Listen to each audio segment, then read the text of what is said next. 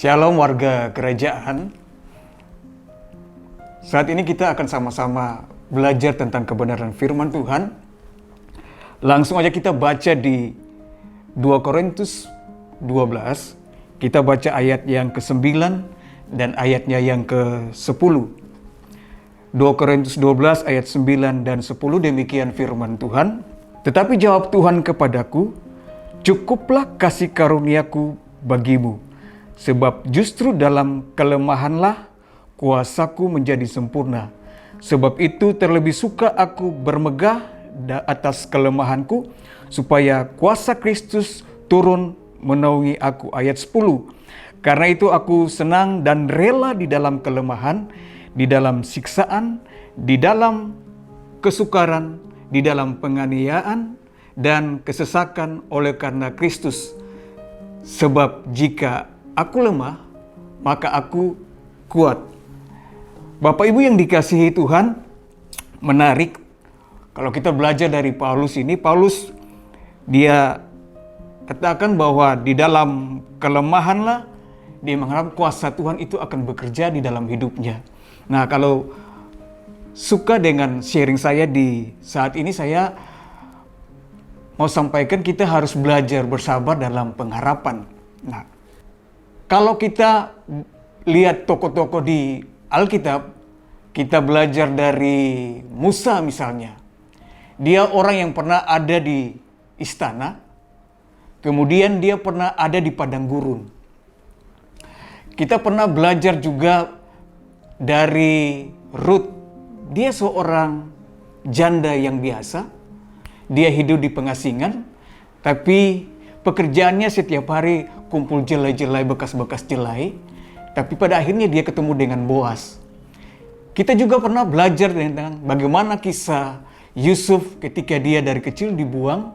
Kemudian pada akhirnya dia menjadi orang sukses, menjadi pemimpin di Mesir. Nah, ini orang-orang yang pernah ada dalam masa-masa kesukaran, orang-orang yang pernah ada dalam masa penderitaan. Nah, menarik, Paulus bilang seperti begini, ketika aku lemah, aku kuat. Nah, mau dibilang bahwa ketika kita lemah, justru disitulah kita menjadi kuat. Ini yang dibilang kekuatan yang tak terkalahkan, Bapak Ibu Saudara. Jadi kekuatan yang tak terkalahkan itu bukan berarti kita menjadi seperti Spider-Man, seperti seorang Superman. Tetapi kita itu diberikan Tuhan kuasa untuk mengalahkan setiap kelemahan-kelemahan kita. Kita diberikan kekuatan, kuasa untuk menghadapi kesukaran-kesukaran, penderitaan demi penderitaan, sehingga pada akhirnya kita bisa melewati itu. Nah, ini yang dibilang kekuatan yang tak terkalahkan. Jadi kita tidak berada di dalam zona-zona yang nyaman, tapi kita harus melewati itu. Orang Kristen tidak bisa lari dari proses hidup seperti ini. Jadi ketika saat-saat ini kita menghadapi hidup yang sulit, menghadapi tekanan, menghadapi penderitaan, ingat kebenaran firman ini. Ketika aku lemah, aku kuat. Paulus mendapat kekuatan itu oleh karena Kristus.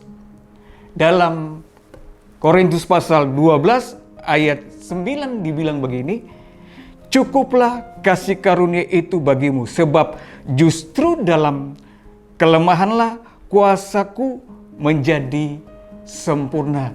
Jadi Bapak Ibu, tidak usah takut, tidak usah khawatir kalau sementara ada dalam proses hidup, melewati proses penderitaan, kesesakan, aniaya, dan lain sebagainya. Datanglah kepada Tuhan. Percayalah, Kristus disalib telah melewati semuanya untuk kita semua. Karena itu berjalanlah di dalam pengharapan bersama dengan Kristus. Kekuatan kita adalah kekuatan yang tak terkalahkan bersama dengan Dia.